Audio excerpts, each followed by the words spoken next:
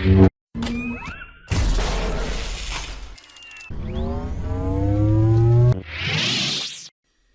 guys, my name is IronMac117 and today I'm looking at the Captain America Brave New Disaster by Critical Drinker. I love watching his reviews, they're just funny.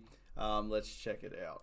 At one point near the end of Brave New World, Sam Wilson uses Captain America's shield, Ant-Man's helmet, and Falcon's wings made from Black Panther's vibranium to fight a not-so-incredible Red Hulk. And so, for the purposes of this review, I'm going to refer to him as Captain Black Ant Falcon Man from now on. Partly because there's only ever going to be one Captain America for me, and that's Steve Rogers, but mostly because I can't think of a more fitting metaphor for what this movie is. A jumbled mishmash of different ideas and storylines ripped off from other, better Marvel characters and films. A movie that's clearly been hacked to pieces and reassembled more times than Frankenstein's monster, complete with all the boring played out tropes you'd expect from an MCU that's been drifting rudderless for the past 5 years. A bunch of characters and subplots that go absolutely nowhere, and that doesn't seem to know what it is, and more importantly, why it even exists. And having spent 2 hours slogging my way through it, I can't really tell you either. In short, Captain Black Ant Falcon Man Brave New World is everything we feared it would be. A bloated, overblown, inconsistent mess. Anyway, I don't want to have to waste any more time talking about this than I have to,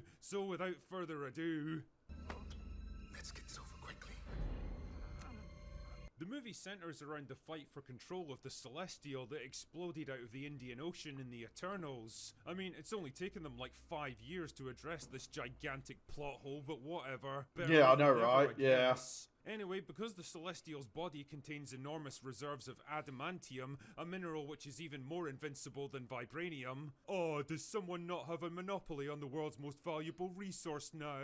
Pass me the world's smallest fucking violin. There's been a bit of a gold rush to claim ownership of it, spearheaded by General Ross, who's now been promoted to President of the United States. His goal is to sign an agreement with Japan to share access to the Celestial, and the two countries are close to making a deal. Unfortunately, it all goes tits up during a White House dinner when Isaiah Bradley gets an attack of the Galloping Crazies and tries to assassinate him, only to forget the whole thing after he's captured.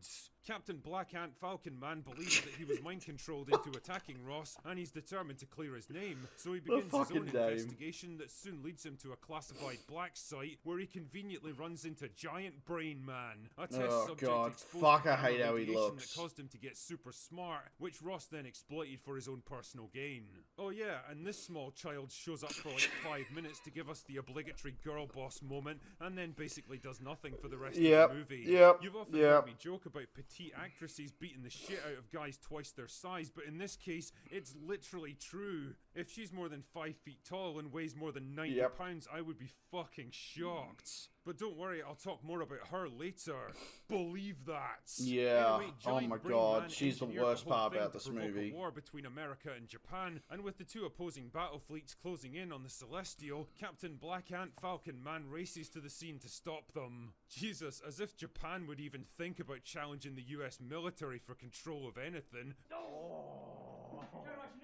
So Captain Black Why is he holding the Ant gun Falcon Man is upside able down? to defuse the situation by strategically kicking missiles out of the air, and then everyone goes home and Ross gives a speech to celebrate, but then it turns out that the heart attack pills he's been taking the whole movie are actually gamma radiation pills, which Giant Brain Man uses to turn him into Red Hulk.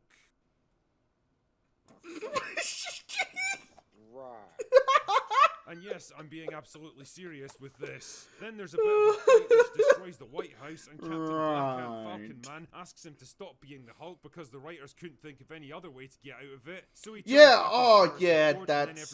home. And that's I it. forgot That's to the mention plot that. I for didn't Captain like that in Black my Ant film. Falcon Man Brave New Worlds.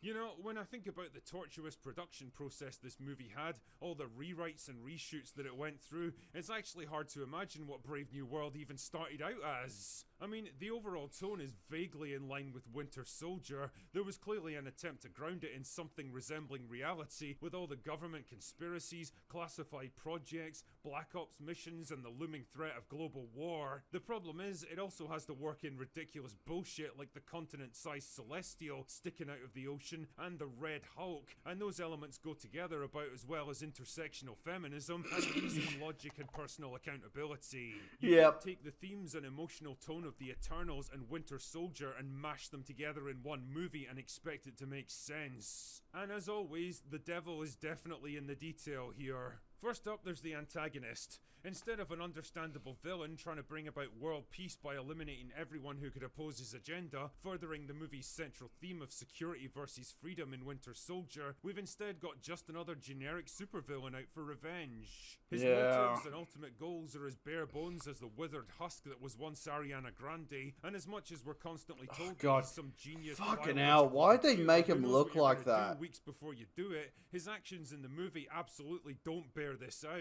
He's constantly proven wrong and outsmarted by Captain Black Ant Falcon Man, and by the end of the film, he just kind of gives up and calls it a day. Again, the Maxim God, he character looks is so only as smart as shit. their writer remains undefeated. By all accounts, not only was this film reshot multiple times, but the runtime was also drastically cut back at the 11th hour, which probably explains why characters like Giant Brain Man get so little development. It's all been left on the cutting room floor. It's the same story with Giancarlo Esposito, who the trailers played up as some criminal mastermind that was going to test Captain Black Ant Falcon Man to his limits. In reality, he's just a basic bitch hired gun who appears in like 3 scenes, and watching a not particularly fit man in his mid-60s trying to hold his own in a fight against Anthony Mackie just made me feel embarrassed for both actors. Mackie Oh my himself God, does his the best when with he wildly fucking inconsistent drop kicks material he's him, got to work fuck, with. it's His funny. basic character arc is similar to Falcon and the Winter Soldier, a man conflicted about who he's working for and unsure about whether he's the right guy for the job. In the hands of better writers, and assuming it hadn't already been done in a TV show already, the story of a successor struggling to fill the hole left by a legendary hero and find his own path forward might have made for a decent character arc. Here though, it just feels forced and repetitive, trying to manufacture a character conflict that's already been resolved, and loading him down with ridiculous levels of technology that can do almost anything makes him feel more like Iron Man than Captain America. Yeah. Like, if you're going to turn him into something that doesn't even vaguely resemble the hero he's replacing, then why even call him Captain America in the first place? Then there's the small child pretending to be a secret agent whose name I totally forget because it's only mentioned like once in passing. A character who I guess once had a much bigger role in this film, kind of like Natasha in Winter Soldier, only definitely not as hot. But as it stands, I've got no idea how I'm supposed to feel about her because there's really nothing to like or dislike here. She barely even has any dialogue. Nah, never mind I her cannot personality or stand her. character arc. Every scene And with if I was her a annoyed the cynical shit man, out of I'd me. say that her Israeli background might have had something to do with it. Ugh, Likewise, the excuse me, totally probably. implausible David and Goliath war between America and Japan, when China would have been a much more plausible rival. But then again, Yeah. we wouldn't want to offend one of Disney's biggest potential markets now, would we? And I guess that's the Yeah. fundamental problem when your storytelling philosophy is basically, let's push whatever ideas are current, safe, focus group tested, and politically correct. Sometimes the culture and the politics shift quicker than your films can catch up to them, and the more you scramble to rewrite and reshape them, the more you hollow out their artistic integrity until there's basically nothing left. And that's what Brave New World really is when you get right down to it. An empty shell, superficially big and bombastic, but with no real meaning or creative intent behind it, awkwardly stitched together out of pieces from other more successful films, and feeling like it's got no particular reason to exist. I get the impression that nobody's been especially excited for this one in the run-up to release, least of all Marvel themselves. Yeah. Now that I've seen it, I can definitely understand why. Do yourself a favour, save the ridiculous ticket price, and do something more rewarding with your time instead. Like a giant turds. Anyway, that's all I've got for today. Go away now. Yeah.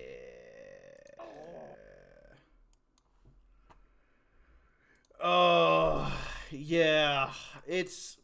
I gave it a 4 out of 10 in my review. You can go check that out. I might leave the link in the description for you if you want to go check it out. It is just a mess of a film, though. Like, I said basically the 2 things I really liked in the film was Red Hulk. Every scene with, well, he's only in it for like 5 minutes, but I really liked everything with him. And then, the other thing I liked, the fight between, like when he was talking about this guy, the fight with him is fucking hilarious. Because he, like, spoilers if you care, or whatever, but he just drop kicks him. It's fucking hilarious. And he lands on a car and he's like, ugh. He's just like, it was like elderly abuse. It was fucking hilarious. I couldn't stop laughing. But it's just a mess of a film. And I could not stand her. Like, honestly, there was so much to dislike about her.